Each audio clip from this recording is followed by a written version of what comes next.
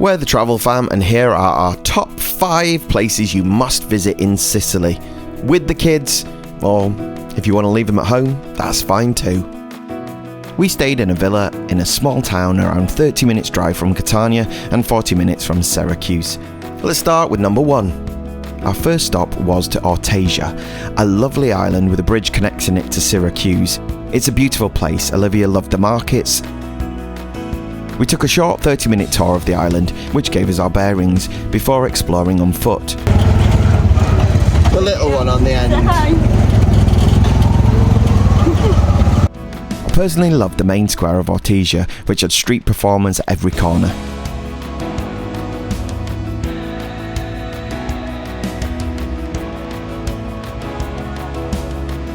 You'll find historic sites, loads of great shops and fabulous restaurants. It's really worth spending a day here, or even just visiting for an evening for dinner. It's popular, so make sure you book somewhere to eat. We had a great pizza and a cheeky Campari.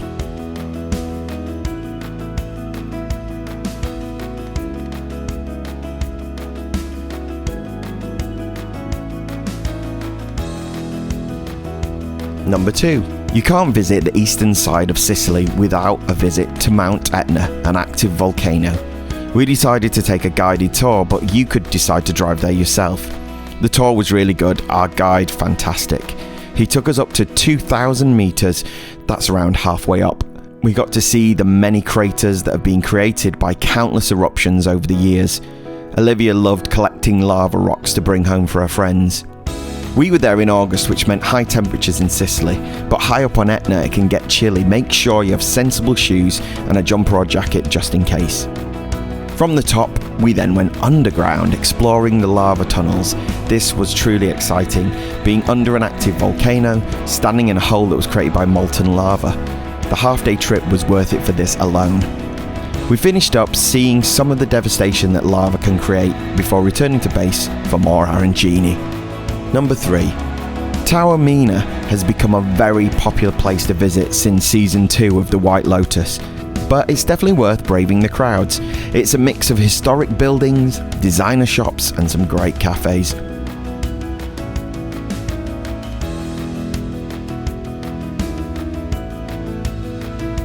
It was extremely hot that day we visited, so after exploring the town in the morning, we made our way down towards the ocean on the cable car, which was fun in itself. We spent the afternoon on the beach, playing in the water. Olivia loved it. It took us over an hour to drive there from our villa, but I'd do it again in a heartbeat. Somewhere I'd like to revisit at some point, maybe out of season when there aren't so many tourists. Number 4. Catania is the second largest city in Sicily, and you know what? It feels like a city. It's got a slightly more rushed vibe to it. Parking was a little more tricky for sure.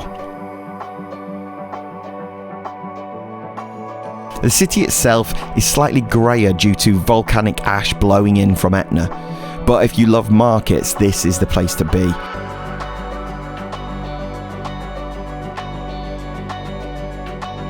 It was incredibly hot that day, and I must admit that we had a great time visit there. We couldn't wait to get back to our pool, which was well needed. Before I get on to the last few things you should do in Sicily, I wanted to mention the stunning Serendipity villa we stayed in.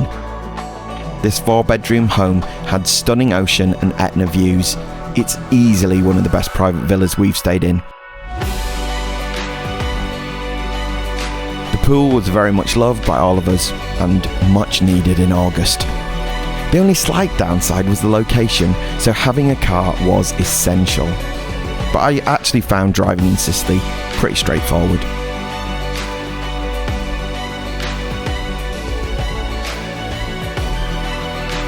For the kids, here's number 5. We have a child, and ours loves a good theme park.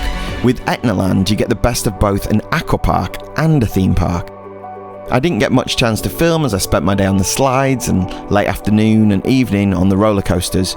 So if you have a child who can only take so much culture before they need a bit of crazy fun, it's worth the ticket price. You can do both the aqua park and the theme park in one day.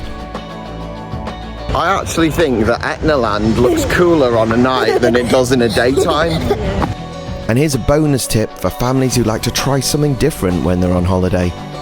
Last but not least, I'd recommend you trying pottery making and a cooking class in Catania. We absolutely loved it. We've got other videos on our channel which will tell you more.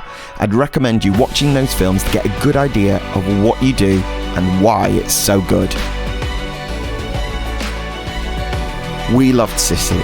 The food, the culture, the people. I would certainly go back next time we plan to do the western side. Thanks for watching The Travel Fam. It would mean the world if you'd give this video a like.